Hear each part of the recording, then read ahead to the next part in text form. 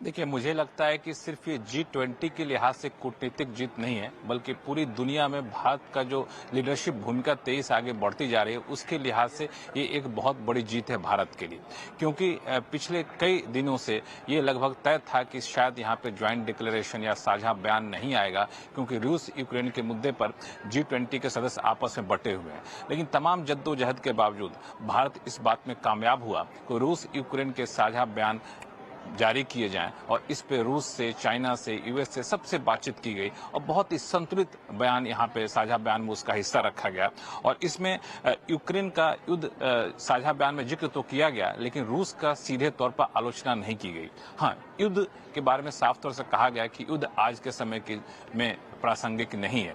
एक तरह से बीच का रास्ता अपनाते हुए रूस यूक्रेन युद्ध का जिक्र भी किया गया और भारत ने किसी से ना तो दुश्मनी मोल ली, ना तो किसी से अपनी दोस्ती खराब की। तो ये एक भारत की बड़ी उपलब्धि है। लेकिन जहां तक कि G20 घोषणा पत्र की बात करें तो कुल 12 तरह के अहम फैसले लिए गए और 12 तक तो नहीं जाऊंगा, बहुत लंबा वक्त लगेगा। तो सिर्फ मैं शुरू के 4 आपको बता दूं जो बड़ी बातें हैं। पहली बात तो रूस यूक्रेन जो आपको जिक्र किया।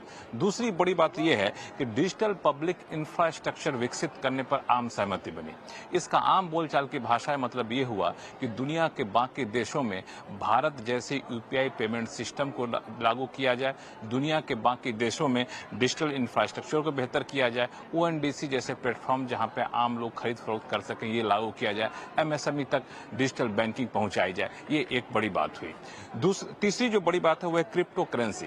क्रिप्टो करेंसी को लेकर के एक सख्त रेगुलेशन लाया जाएगा, इस पर आम सहमति बनी। इसका एक फ्रेमवर्क तैयार किया गया था, उस फ्रेमवर्क को एडॉप्ट किया गया है। यानी क्रिप्टो करेंसी पर पाबंदी तो नहीं लगेगी, लेकिन एक रेगुलेशन अंतर्राष्ट्रीय स्तर पर होगा। इससे ये होगा कि भारत भी अपना कोई रेगुलेशन लाता है तो फिर उसको लागू करना आसान हो जाएगा, क्योंकि क्रिप्टो करेंसी एक देश से दूसरे देश तक ट्रेड होता रहता है। और चौथी बड़ी बात, विकासशील देशों की भूमिका विकास में कैसे बढ़ाई जाए ये सुनिश्चित करने के लिए यहाँ पे एक खास गाइडलाइन को मंजूरी दी गई। और इसमें यह माना जा रहा है कि आने वाले दशकों में कम से कम $200 बिलियन की फाइनेंसिंग, वित्तीय मदद विकासशील देशों को मिलेगी अलग अलग अंतर्राष्ट्रीय बैंकों की तरफ से। पांचवा जो महत्वपूर्ण मुद्दा था वो था आपको पर्यावरण का खास ख्याल रखा जाए। और जब भी विकसित हम करते हैं, विकास की बात करते हैं, तो इसको लेकर के ग्लोबल बायोफ्यूल अलायंस की भी घोषणा की गई G20 के साइडलाइन में। तो मुझे लगता है ये कुछ बड़ी बातें रही जो सीधे तौर पर भले ही आपको लगता हो कि लंबी लॉन्ग टर्म में ये फायदे आएंगे, लेकिन इसके फायदे वाकई काफी महत्वपूर्ण होंगे।